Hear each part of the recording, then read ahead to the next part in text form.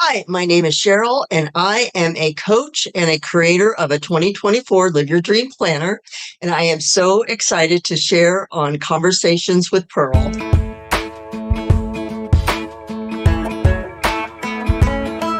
Hello, sunshine, good to see you again. Had to walk out to let you back in. Stuck in a storm of a relationship. Lost my fire. Oh, and I forgot about me for way too long. But it's rolled on. Now there ain't no shade around here.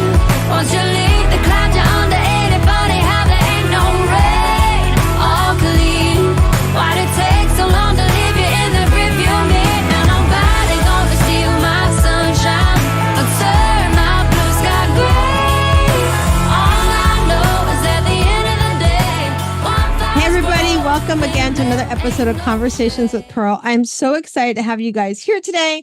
And as usual, we always have a great show of fun conversations, and we're heading into the new year. So what better way to have on our show today, some things that can help you prepare for the 2024 year.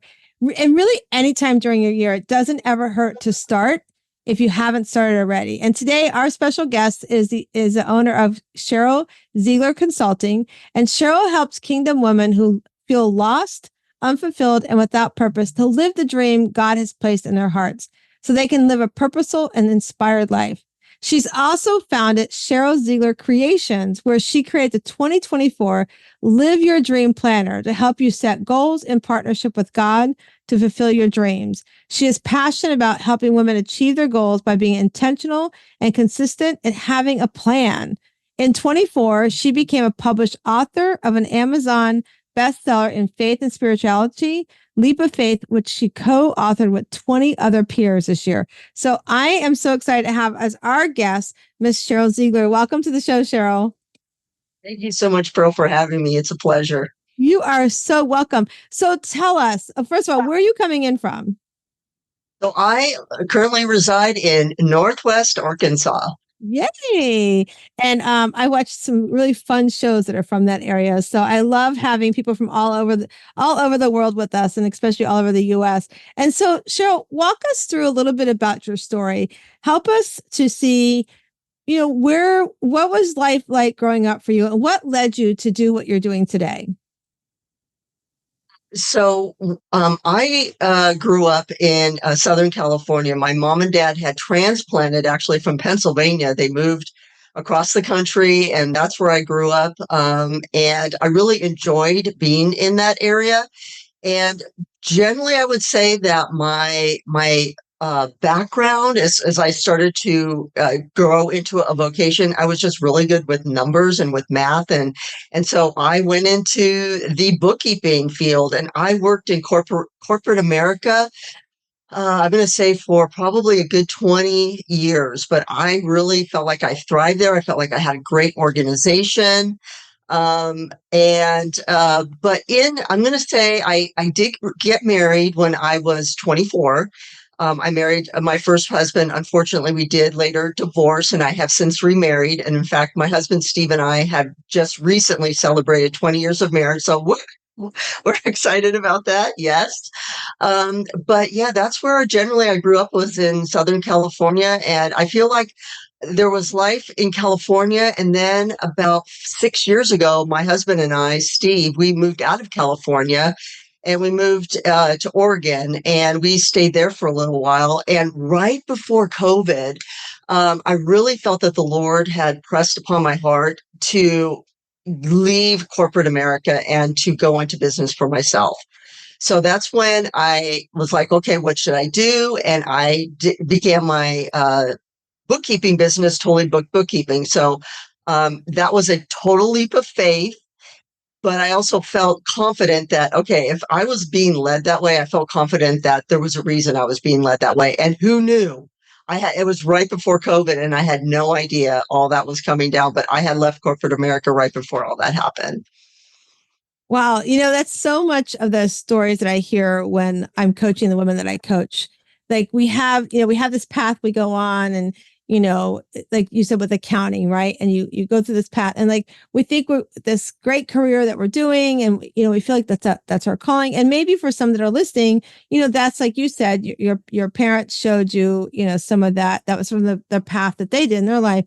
And then we one day we just wake up and we're like going, yeah, I don't know that I want to do this anymore, right? And so then we start going, what do I really want to do? And that's what I love helping and coaching women on, is especially in that midlife, like that 45 to like 60 years old, where we start saying, I've raised my kids. I've done this career that I've been working so long, and I want something more. And then here you go, you go off and you kind of walk through that journey, and like you explained, you had a marriage that ended up in divorce, and now way to go, 20 years of marriage. I'm a little close to 37, so it's a lot of work, but it's well worth the work. And then here you are, you're like, I want to do something more than just this accounting. And you've created these, you're in a book chapter, you've written a book, and now you've got this amazing journal that you're putting out for everybody to prepare for next year. So tell us a little bit let's talk about the book first, and then I want to talk about the journal.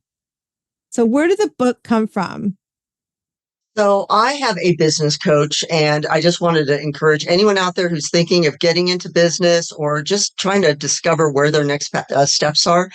I just thought it was so imperative to have a business coach to really bounce ideas off of, get feedback, and really help you stay on the right path, because there's so many shiny things out there and so much distraction, where I felt like she really helped me to gain clarity of mind. But part of me being one of her clients is that she was going to create a book compilation. So she had people that she knew that she wanted to create this book. It's called Leap of Faith, how we took a leap of faith and God showed up in the gap. So we all contributed a chapter to that. And I will say that I cannot say I am the best writer, but I will say I'm so glad that I went through that process, and I worked with an editor, and she helped me to understand how to, effectively write a chapter in a book so that the reader would be engaged. They'd understand, like there would be feelings. Since I'm more analytical, I seem to give more information as opposed to the feelings behind it. So she really helped me to process, okay, well, how did you feel when you did that? It's like there was no emotion, and she helped me add that emotion in there. I love how you remind us it's so important to have a business coach. If I was to say if there was one thing I didn't do at the beginning of starting my business, was to get a coach, like to have that coach. And I know we talked before we came on, you've talked to my good friend, Julie DeLuca Collins, who's my business coach. And it's so important because, like you said, to run ideas, because sometimes we think, oh, this will be so often.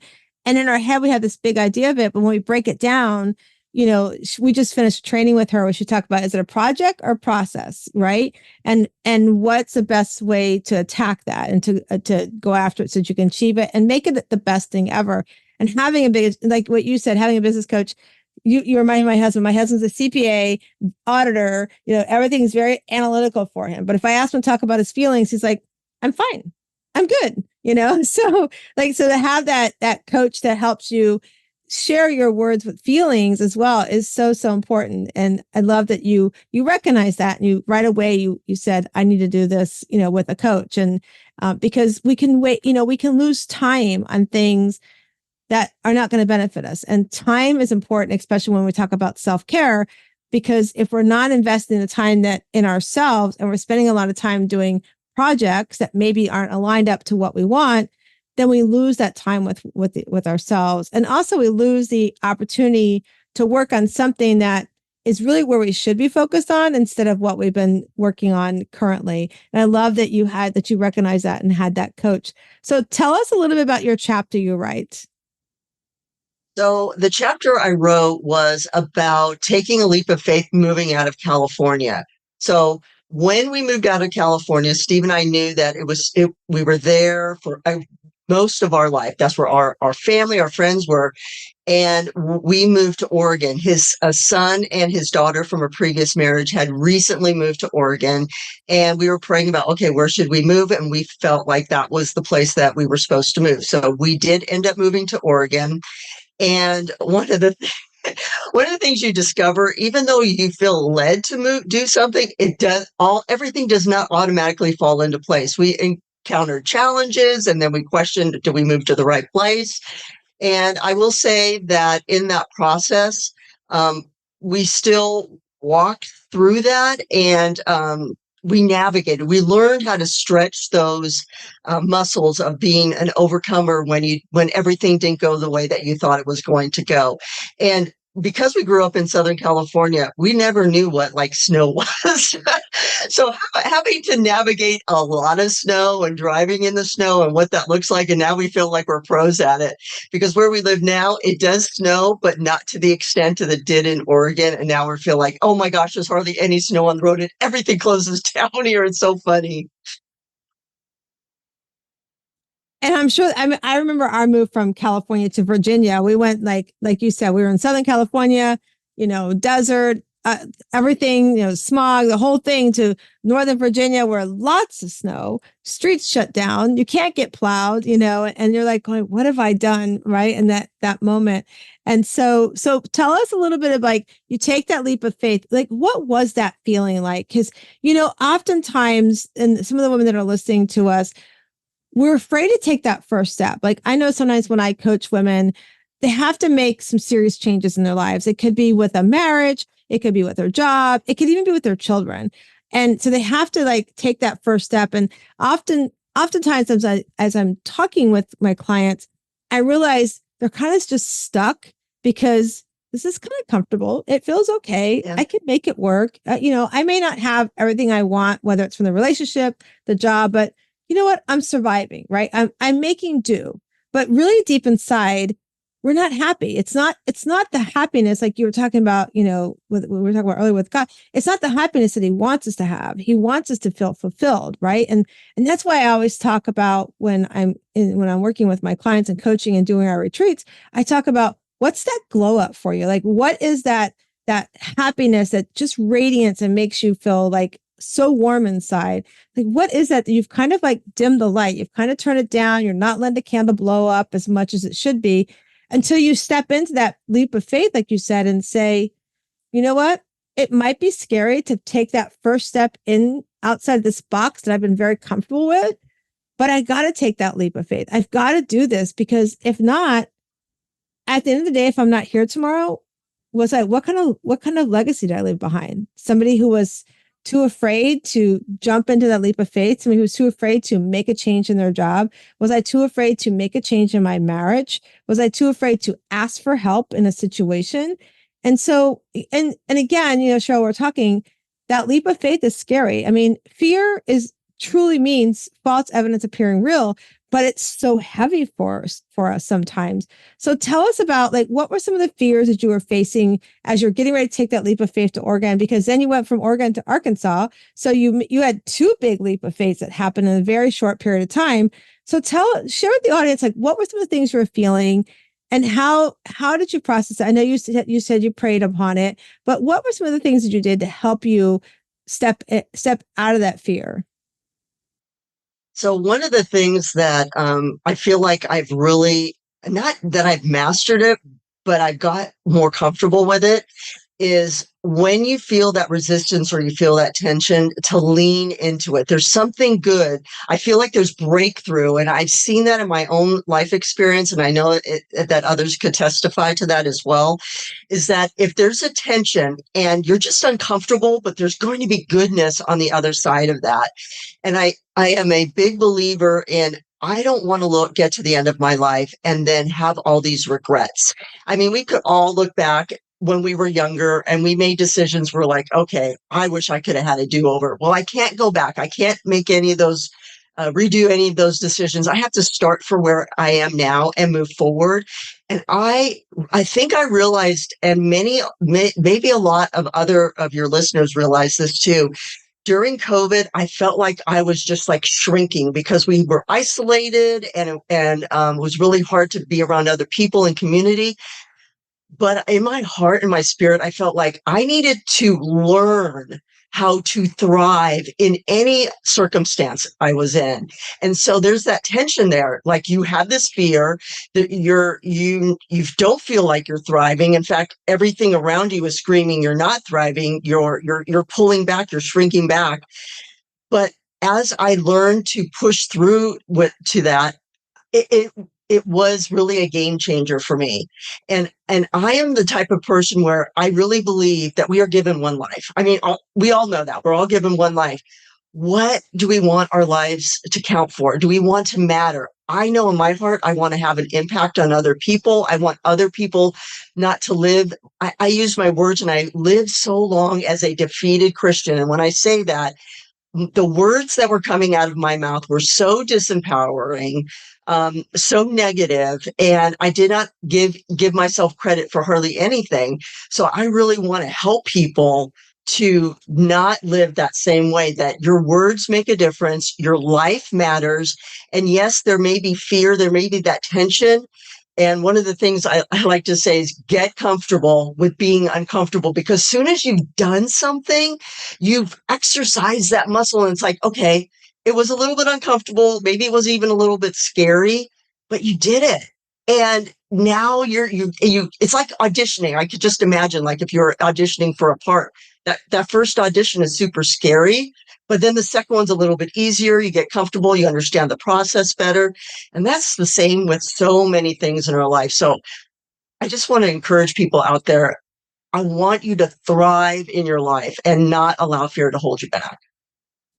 And that's such great advice, because we have to learn, as you said, like learn to lean into it, because it's not, and like you said, once you do it once, the next time it's going to be easier, and it's like I tell everybody, I'm a overcoming people pleaser addict, right? And I had to learn how to stop doing that. So, because it was so important for my self-care. So I took something as simple as a rock. And if you're listening, I'm holding up a rock, and this one says gratitude, right? And I made a commitment to myself that 3 times a day, I was going to move this rock back and forth 3 times from my left to my right, saying no to something, so that I was truly saying yes to what I wanted to say yes to. And it took a lot, because I'm like, a rock? Like it wasn't this rock, but this rock symbolizes it. I would be out walking somewhere when I just came up with this idea. I found a rock, I just grabbed it and it went in my pocket. And as I leaned into saying no to things that I really didn't want to say yes to, I found I was showing up more for the things I truly wanted to do, the things I truly wanted to say yes to.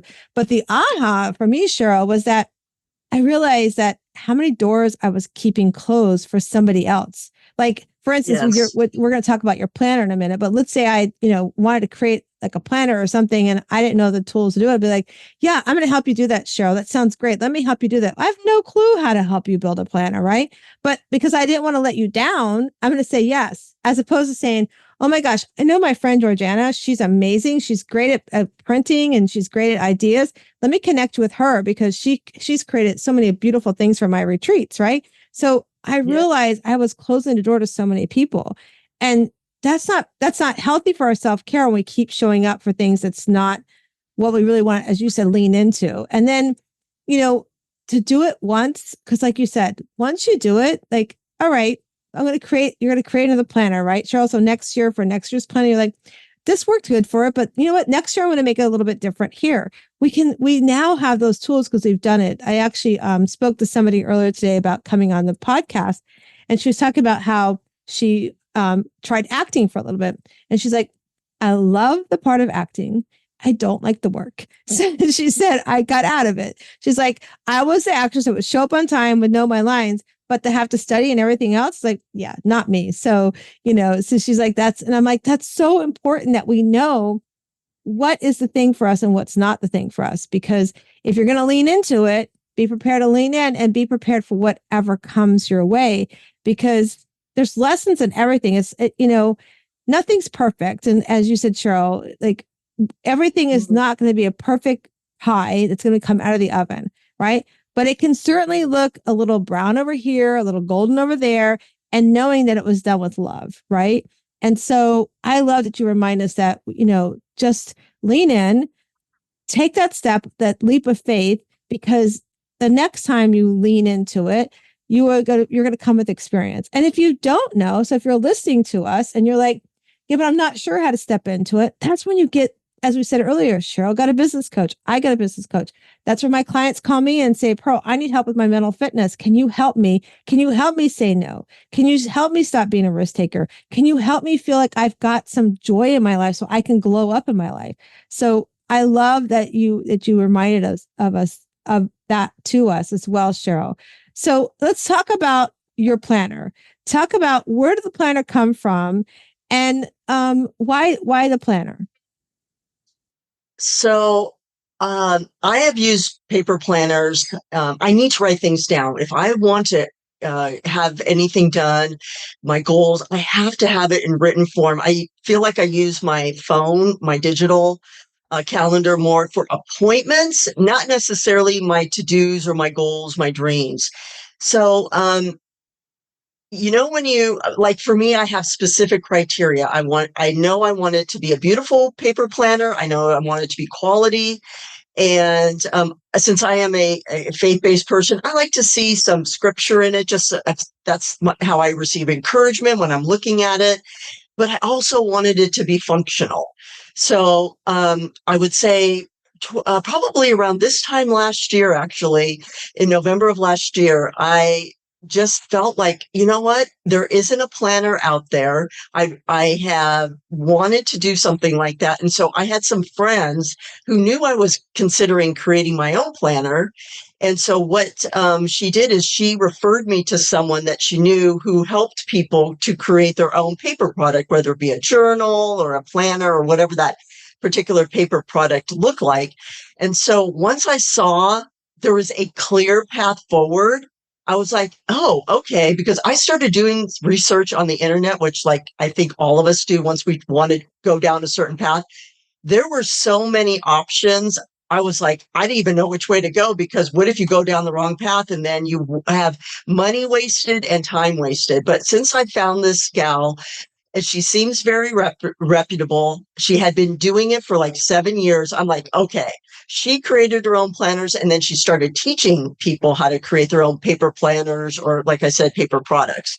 So that's when I decided to take that leap of faith. And I'm like, okay, I'm going to see if I could do this, right?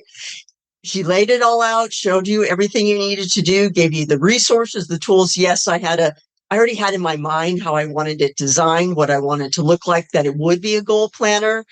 But since I am much more analytical, I was like, whoa, there's a lot of decision making that has to be done in designing a planner. I mean, you have to think about the fonts, the colors, the graphic on the front. Do you want it hardcover? What kind of a binding do you want on it? How thick do you want your paper? And through that whole process, what I discovered about myself was I did not give myself enough credit for how creative I was. I felt like that gift really came out of me. And now I was like, okay, after that, after walking that path of creating the planner, I'm like, okay, I can do that as well. I am a creative person, which before I didn't even think. I used to say I'm not creative. I do not say those words anymore. I am a creative person, and it has just been such a great experience. The planner came out far better than I even, when you're designing it and putting it in a software program, and then you get your physical planner, your sample planner before they send it off to mass production. You're like, wow. I was just like, I created this. There was something so special about that. I love that. And for those that are not watching us, you should see her face light up. It's like that, that proud mama. She's so proud of her baby, this beautiful baby. It sounds amazing. And you're right. There's so many different planners out there. And I'm one too. Like, I will grab my phone. I have to have a piece of paper, writing things down and everything. And I want to tell you a story. While you were listening, I verified my question earlier. So I'm at a business retreat this weekend, you guys, and this is so powerful. The connection. So our mutual friend, Cheryl and I have a mutual friend named Lisa Pulliam, who, by the way, Cheryl, you are beating her on the show. So you have to give her a hard time. I've been trying to get her on here for a long time. But Lisa put you and I together, and she also introduced you to my business coach. And this past weekend, you guys, all our business coach, Julie, was talking about at her CEO retreat was this planner she got and how great this planner was. And the whole weekend, I'm like going, I wonder if that's that planner that I talked to Cheryl about when we were going to have her come on the show. And so while you were talking, I messaged her and I go, hey, was that planner you were talking about from Cheryl? And she's like, OMG, it really is. And you better get it. So if you're listening to us, here's a plug from somebody you don't even know that's going, yes, it's an amazing planner. And if you could just see Cheryl smile, it's so, so powerful to create something that truly is, can change lives for us. Mm-hmm. And I think that's so amazing that's something that you saw a need and you created something. And that's truly, if you're listening to us, that's the joy of that second act of life too. Like if you're stuck in something you're not enjoying, whether it's your job or, even if it's a business. I have somebody who started a business and quit the business and went and started making soaps because that's what she loved more than the business she was in. And so if you're listening and you're like going, I really don't like what I'm doing, but I have joy in creating a planner. I have joy in helping somebody lose weight. I have joy in going and volunteering. Start doing something that brings you joy because we're not promised tomorrow. And those of you that follow my story, I lost my son a year ago, July at, 25 years old, just talked to him 20 minutes before he passed and he was gone. So we're not promised tomorrow. So if tomorrow you're not here, and I had to stand up and give a stuff to say about Cheryl, I would talk about this journal she did, about how she took something that was on her heart and wanted to change lives and how she created this journal and this planner and helped me change my life, helped you change your life. And so I challenge you, if you're listening to us, what is it that brings you joy you're not doing? What is it that's not allowing you to glow up in your life to bring that joy into your life? And so I want to challenge you with that. And we're going to talk to Cheryl some more about that. Okay. So Cheryl, we're talking about what brings us joy. And you were talking about this amazing planner you put together. So tell us, what are some of the top 3 things that we can expect to find in the planner? I mean, I know everything's great in a planner, but what were the top 3 things you thought about when creating this planner that was a must that had to be in the planner? So one of I call it the Live Your Dream Planner. And the reason I named it that is because I know everyone has some dream that's in their heart to fulfill. They may have repressed it or tried to accomplish it, but it didn't come to fruition. But I know that everyone has something that they want to do. So it is called Live Your Dream Planner. And there is a two pages worth of, there's some, it's called Dream with God. And on one side of the page, there is some prompts to help you think about, what does that look like? Like, what does my dream entail? Who will I be serving? What problem am I solving? Or who is this going to affect? What types of relationships is going to grow out of that? And then there's the second side of the page is you could use it as like a mind map. You could draw, create, whatever. Because I know I'm more linear. I like to write, but then I know there's creatives who really love to draw. So that is one area, because I feel like once you get those dreams and you start really thinking about what does that look like for 2024, okay, that's just the beginning. Because we all know, like, even just take the planner, for example. When I went down that road, well, there was a starting point, but then there's things that you're going to encounter, relationships you're going to have come across your path, things that you don't foresee, but it's all part of the journey. So you just have that starting point of pursuing your dream. So that was the starting point. And then the second part is really putting them down on paper. What does that look like? Okay, if you want to do something, what are your next 3 steps? What would be your next 3 steps for you to even walk out, as you said, in faith to have that dream accomplished? Because I know we've heard it said before, a dream without a plan is just a wish. And we don't want to wish that these things happen. We want to actually actively pursue them. So there's definitely a lot of space to write down in a logical sense of like, okay, what am I going to do? What's my week going to look like? And then interesting is I know you talk about, self-care. And that is actually a part of my journal, which I thought was so important, which you would think, why would this be in a goal planning journal? I believe it's I call it soul care, spirit, or excuse me, mind, will, and emotions, right? That's what your soul is made up of. And if your mind is not in the right place, if your will or your determination is not in the right place, and if your emotions aren't in the right place, you're not even good to yourself. And I know I'm speaking to the choir for you, and your audience, but I felt that if you wanted to do something, if you wanted to pursue that dream, you needed to be the best version of yourself that you could be before you start trying to help others. Now, I also understand that we are all in different places, and you can help someone else even if you're going through a trial or a tribulation, something is not going right in your life. There's always someone that is further back behind that you could give that helping hand to. But generally speaking, if you're really going to be going down the road, you want to be as healthy in your mind, your will, and your emotions as possible.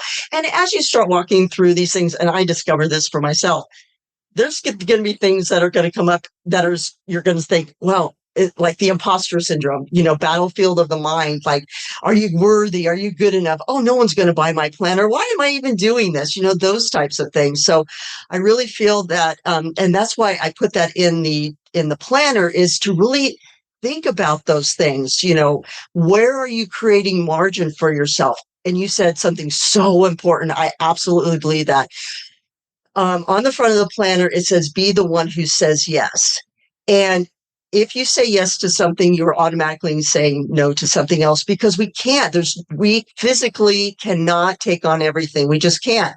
So when you know your values and your priorities, you're more willing to say, that is not for me right now, maybe at another time, but not right now, because I'm pursuing this and I'm going to say yes to what's in front of me. And I think when we do that and we're willing to be courageous and brave and say the no to other things, and we say the yes to the things that we know that we're called to pursue, because I believe that every woman has a call and a purpose for her life, that you get rid of so much mental clutter. You literally, you don't feel that burden on your shoulders. You feel like your load is light, and you can move forward in the plan and the purpose that God has for your life. Oh my gosh, I can't wait to get my hands on this planner. It's going to be amazing. I love that you put that like right in the front about the saying yes to yourself and saying no, because we forget that no is a sentence. We forget that yes is a sentence, and as much as yes is, no is a sentence too. And it's okay, like you were saying, it's okay to say no for now and maybe come back if it's a yes later. I think that's a great reminder for us as well. And I love the mind map. I'm like that. I love to do mind drawing and things and make a circle and go, this is where I want to start. Oh, and if I do this, it could lead to this. Like, I just love that you put that all together. I think it's really, really important that we have that. And then also how you break down the joy, what brings us that joy, because that's something that I love when I work with my clients. I think I'm crazy because I'm like, okay, you're going to go home today and you're going to do homework, and your homework is tell me 10 things that bring you joy. And why does it bring you joy? And they're like, well, I can tell you now. I'm like, no, because you don't understand. I'm going to make you not only tell me what it is, but I want to know why. And then I want you to keep asking why until you can't ask why any longer. So you get the answers, right? That's so good. It's so powerful because, our kids bring us joy. The sun brings us joy. Those things, waking up every day with another day of life, of course, it's going to bring you joy. But why do your kids bring you joy? Like my youngest son, Nate, he's going to be 24 in January. And I just love that he's an old soul, and he looks at things with the historical view of it. Then he looks at it with this time and day and age view. And then he looks at, how can I be respectful of somebody else's opinion? And that's hard to learn. Like, people have opinions, and sometimes they just want, and he's mindful of what their opinion is. And he brings it forward as recognizing, oh, I can see that from that perspective, So I just love that about him. And I love that even though he's I call him an introvert, he doesn't think he is, but even though he's an introvert, he's still very external with a lot of other things that he shares, including he just got engaged Thanksgiving week. So we're going to have a Oh, daughter. that's awesome. Yeah. So just in the whole thought process that he did that, was just so amazing. And then, I think about like, oftentimes people say, well, the sun, getting up every morning brings me joy. Okay, but what are you doing with that day that, you put your feet in the ground, you open your eyes. What are you doing with that? Like truly, what are you doing? Are you just sitting on the couch watching TV and surfing on your phone all day long? Or are you truly going out to try to make something a difference in the world? And it doesn't mean you have to go out and change the world, but maybe there's something you can volunteer for. Maybe there's a business you've been just kind of putting on a shelf that can impact somebody's life. Like, what are you doing? I did this exercise with a hairstylist, and she's like, I just love cutting hair. I'm like, that's great. My hairdresser loves cutting hair too, but why do you love cutting hair? And she's like, well, they sitting down in the chair, they change their color. I go, okay, I can change my color at home. What about me coming to you makes a difference? And she's like, well, because I listen to them and what their needs are for their hair. I'm like, okay. And so when you listen to them, then what happens? And as we broke it down, she started realizing that, she's like, well, when they leave, they're so transformed, but what about that transformation? And she's like, it makes me feel good inside when they look in the mirror and they see something beautiful in that mirror, even if it's their hair just for a short little bit of time, they feel that glow up inside, and it makes me feel good inside. I'm like, see, that's why cutting hair for you brings you joy, because I could do it in my home if I want to, right? And so I just love breaking that down. So I'm going to ask you, I'm going to put you on a spot, Cheryl. If you'll play along with me, I would love to know, what are the top 3 things that bring you joy, and why do they bring you joy? That's a great question. I find it hard to always narrow these things down, but uh, I will say that I am also an introvert, and I really enjoy being. I like to pray. I like to meditate, so I really enjoy that. The other thing I really enjoy is being outside, being out in nature. I love beauty. I love going on hikes. Those are really empowering for me. And then the other thing is I love spending time with friends, really good friends, and having deep conversations, not just the superficial, like how's the weather, how's the family. I really like, okay, how are you feeling? Like what are some of your struggles? I really want to get to know someone at a deeper level than just the surface. I love that. Intentional conversations. They're so powerful. I was just talking with somebody this morning. We have a book that I'm putting together. I'm putting my own collaborative book together, Cheryl. It's called Beyond Skin Deep: Stories of Intercultural Adoptions. So we're looking to speak to families that have adopted children of a different nationality than they are, or adoptees that were adopted by a different nationality than they are, to share their stories about their experience, right? And so this morning I got to spend some time with somebody, and we had great conversations about that. I was able to share my reflection back. If I was to look back and do things differently than I did with our oldest son, who was born of our heart, what would that be? And what would I tell that future adopted family or adoptee? And that's why we're doing the book. And so it's so powerful when you can have great conversations, like you said, other than the weather, and our family's great, but like, what's happening in your world? How can I support you? What do you need help with? It's just so powerful when you can do those. So, okay. So you've played along with that. So the next step that I love to do when I'm coaching my clients, we've talked about the things that bring us joy. What I want to know is what is your not to-do list? So we create all these to-do lists. I got to go grocery shopping. I got to get the kids at school. I got to get on this podcast at Pearl. All these things we have to do, clean house, whatever that is that we have to do as individuals. But what is this not to-do list, what should be on that list that's going to keep you from doing the things that bring you joy? So for instance, if you want to sit in a swing set, right, and you have some quiet self-care time, what do you have to stop doing that's going to allow you to do that? And maybe it's creating tiny habits, as my friend Julie coaches on, around, when I do this habit, I go sit outside and swing and get in the porch swing, right? So tell us, or it could be thoughts too that we say to ourselves. So Cheryl, what are 3 things that you would have on your not to do list to allow you to keep doing the things that bring you joy? So one of the things, and I feel like as a business owner, it's like the love-hate relationship with social media. It's like you have to be on it if you want your name to be out there. But I try to get off of that as soon as possible. I try not to. I purpose not to stay on there any longer than I need to. And then the other thing is, how many things, I tend to try to stay away from things that will, um, like, I try to do things quicker instead of like, you could take, if it takes you 30 minutes, or if you could take 30 minutes, let's say just to clean your bathroom, but you could do it in 15. I'd rather do it in 15 and then go do something else. So trying to condense the things that I don't like to do, so I do have time to do the things I like to do.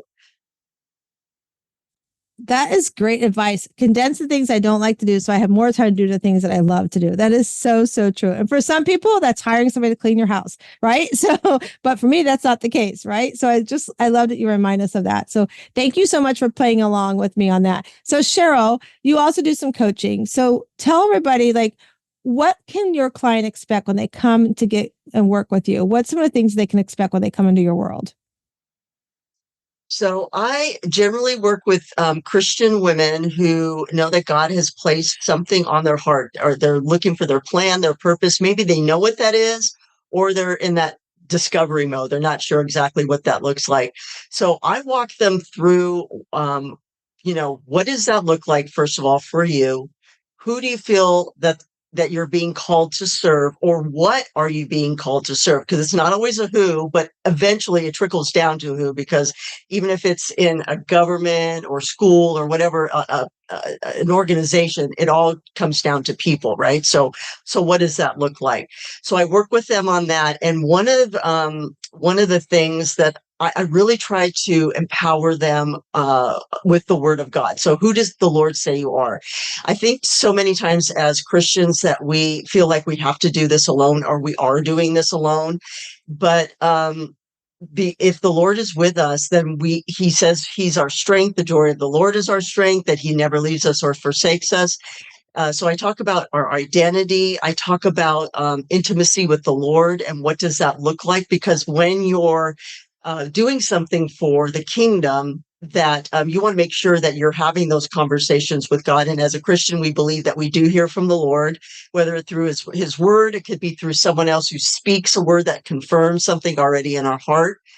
And then really all those things, when there's a good foundation laid for those, that will lead into your assignment. So it's your identity, your intimacy with the Lord, and then that trickles down into your assignment. So I really help people to do that.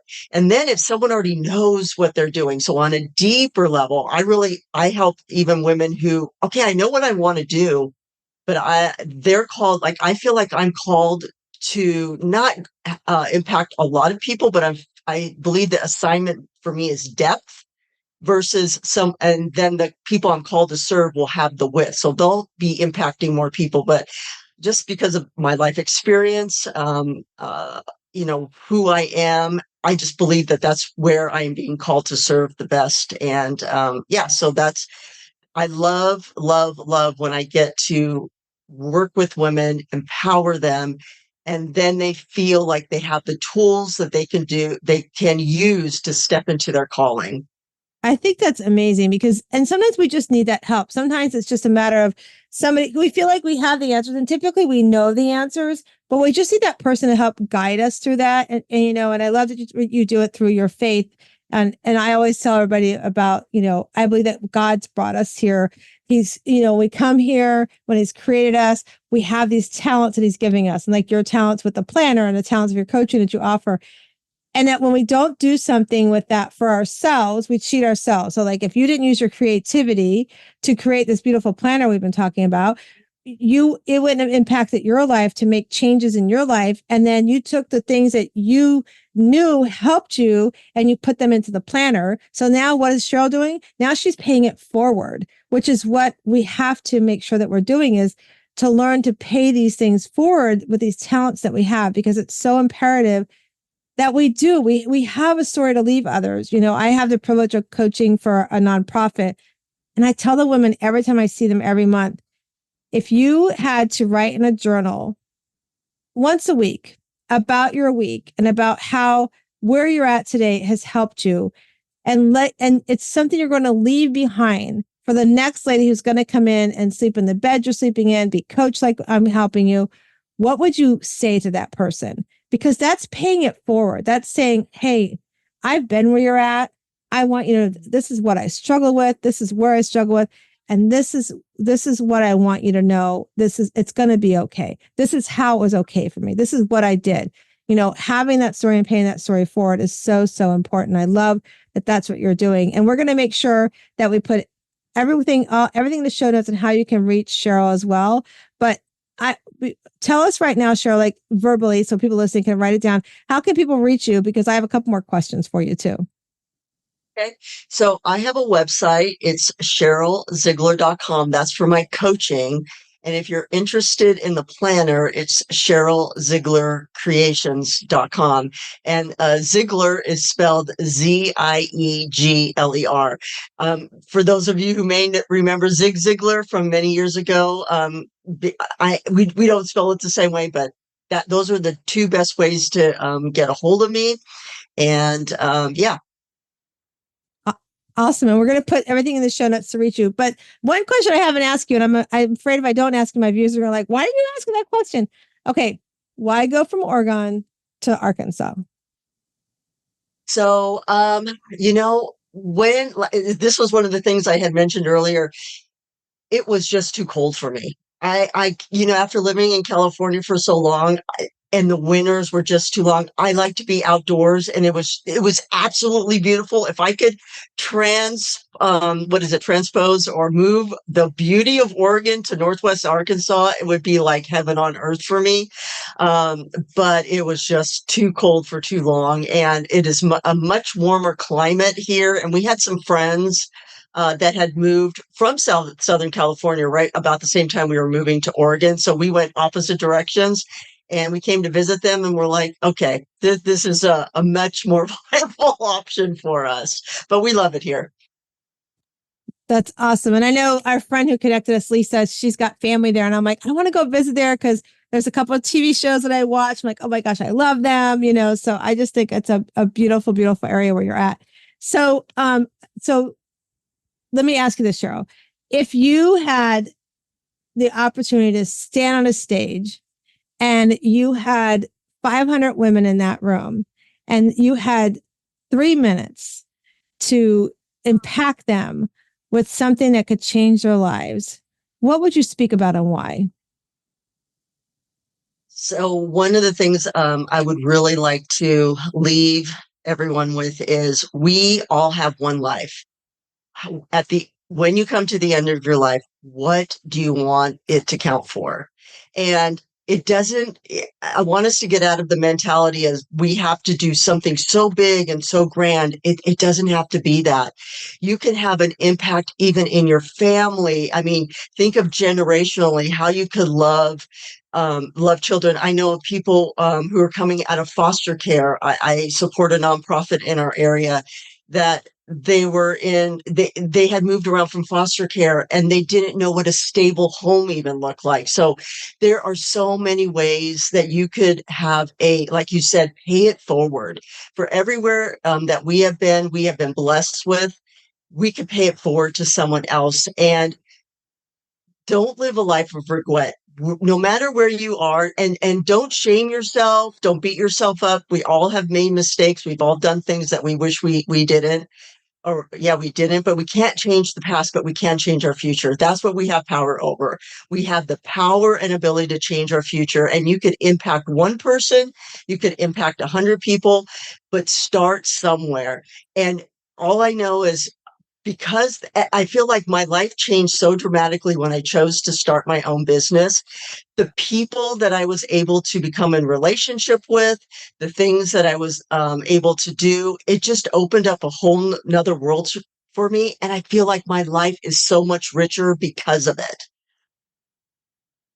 I love that. And that's so true. Like, we've talked about that a lot tonight and today about, we're not promised tomorrow. How are you going to leave a legacy? And that's one of the things that we talked about earlier about if I was going to go stand and talk about you, what would I say? And it's the same thing applies to self-care.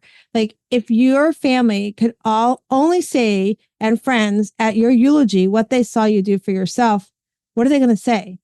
Are they going to say, well, she went and volunteered all the time? That's not something for yourself. They're going to say, we saw her sit in a front porch swing, We saw her go to the beach. We saw her spend time with her kids. That's self-care, because self-care doesn't have to feel like it's selfish. You can do things with your friends, your family, and it still be self-care. I remember going oftentimes with my older son when he was in high school. We would go get mani and pedis together. He'd get the pedi while I got everything else. And the nail tech would just laugh at us because we would have conversations about anything from sex to alcohol. And they would be like, wow, you guys just talk openly. I'm like, this is the best time of conversation, right? And Yeah, it's just that's so beautiful. powerful. Yeah. And when you can do that and impact somebody's life, and like you said, whether it's something like changing and helping someone who's been in the system of foster care for a long time, it's so, so powerful that we do something. And like you said, it doesn't have to be grand. You don't have to be the president of the United States. You could just be the amazing Cheryl, amazing Pearl, and changing your family's lives or changing something in your local community. And because you're doing something to pay it forward, that's so, so important. I love that you shared that with us. So, okay. So I just looked down. We're almost near our end. I can't believe every time I say this, I'm like, it flies so fast. So one of the things, Cheryl, and I forgot to forewarn Cheryl, so I'm going to apologize to her up front, excuse me, is that we have these cards that we do. They're called Better Questions, Better Life. There's 70 some cards in here that my friend Carol Gill and Diane Allen put together. And they're meant for you to think about, things, and you can answer them via meditation in a journal or just keep it around for you for the day. So I'm going to shuffle them, Cheryl. You're going to tell me when to stop, and I'm going to read the question to you, and we're going to answer it together. Okay. So here we go. Sounds great. All right. Tell me when to stop. Stop. All right. So the question we have, oh my gosh, what do I love? So what do you love? I have to say, after going through divorce and getting remarried, God has blessed me with such a wonderful spouse. So I love my husband. We are like best friends, and it's like I think of that movie, Forrest Gump. My husband and I are like peas and carrots. Yeah, I am so blessed by him. I love that. That's one of my favorite movies. I just love, love, love that movie. It's such a great movie. I love that. And I think it's amazing. And her face lights up for those not watching when she talks about her husband. And I will have to second that. For me, if I was to answer that question, it truly is my husband. I met him when I was 19 years old. His parents were the epitome of what parents should be to their children. I learned how to be a good parent because of my in-laws. But Chuck just loves me to death. And no matter what challenges I present to him, he helps me get through it. So I love that you reminded us that too. So I just want to thank you today, Cheryl, for being on with us. I want to thank our listeners for listening and those that are watching. We're on YouTube, so you can go and subscribe to our channel, Conversations with Pearl. We are on all the podcast platforms. But if you're ready to glow up in your life and be part of something fun, come join us again on Conversations with Pearl. And we love to have you be part of our listing team. So have a great day. And I'm going to remind you that we all come into this world. We are a little rough oyster on the outside, but as you work on your self-care, work on your self-development, you will find this beautiful pearl inside. Go find your inner pearl of greatness and be the Shiro you are today.